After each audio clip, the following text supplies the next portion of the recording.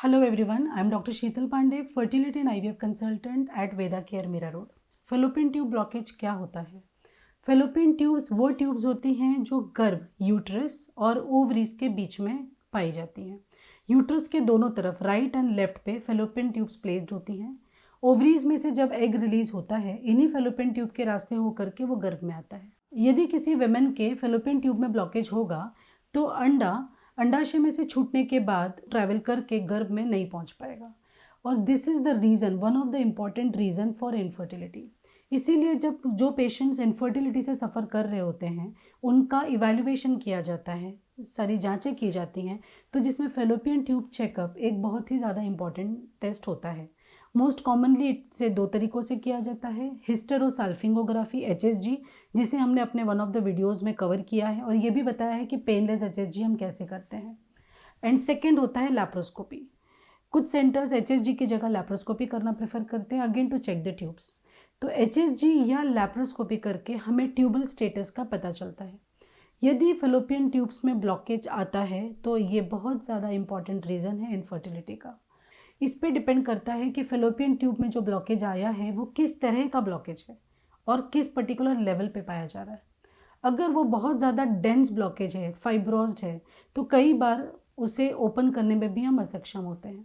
जब भी fallopian tube blockage discover होता है, डायग्नोस होता है, उसे ट्रीट करने के लिए लैप्रोस्कोपी की जाती है। Laparoscopy is a kind of surgery जिसमें पेशेंट को एडमिट होना होता है, कंप्लीट एनेस्थीसिया दिया जाता है, दूरबीन के माध्यम से एक छोटा सा की होल जितने सूचर्स आते हैं उनके रास्ते से बहुत ही थिन इंस्ट्रूमेंट्स, 5 मिलीमीटर के करीब के इंस्ट्रूमेंट्स का सहारा लेकर सर्जरी की जाती है, जिसमें उन ट्यूब्स को ओपन करने की कोशिश की जाती है।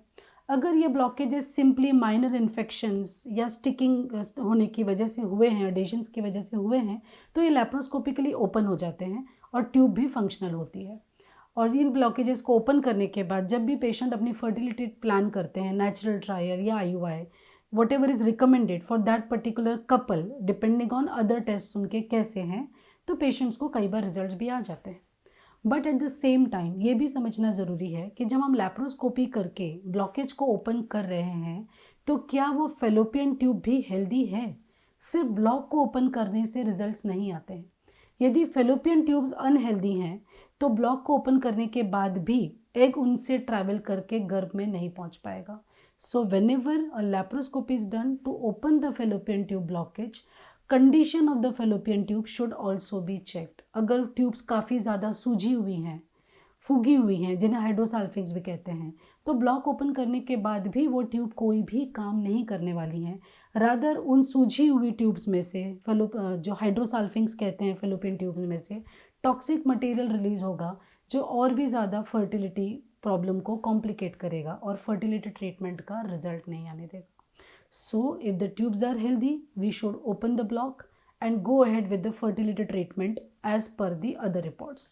But if the tubes are not healthy, tubes ही खराब हैं, तो उस ब्लॉक को ओपन करने से कोई लाभ नहीं मिलने वाला है।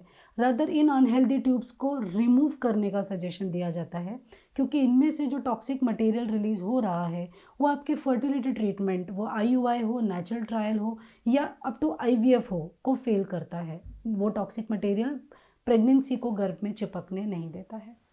सो इस बात का ध्यान रखें, और जब आपके फर्टिलिटी कंसल्टेंट आपको बताएं कि आपकी ट्यूब्स काफ़ी अनहेल्दी हैं और उन्हें रिमूव कर देना बेहतर होगा, तो उनकी सलाह का पालन करें।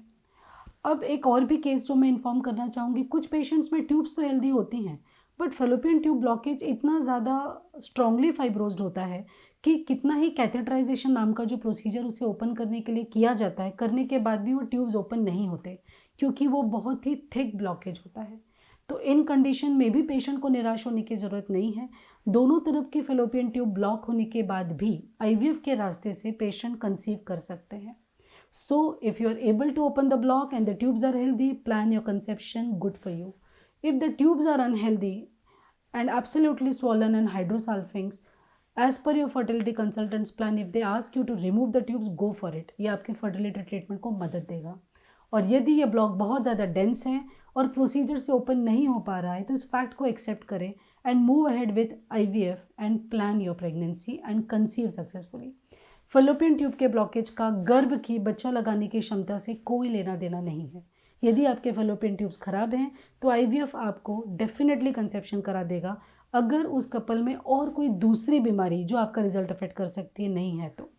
सो this is all about fallopian tube blockage. यदि आपको इससे संबंधित कोई भी क्वेरीज हैं तो please comment us in the comment section, we will be very happy to reply you. See you all in the next video, till then take care and bye bye.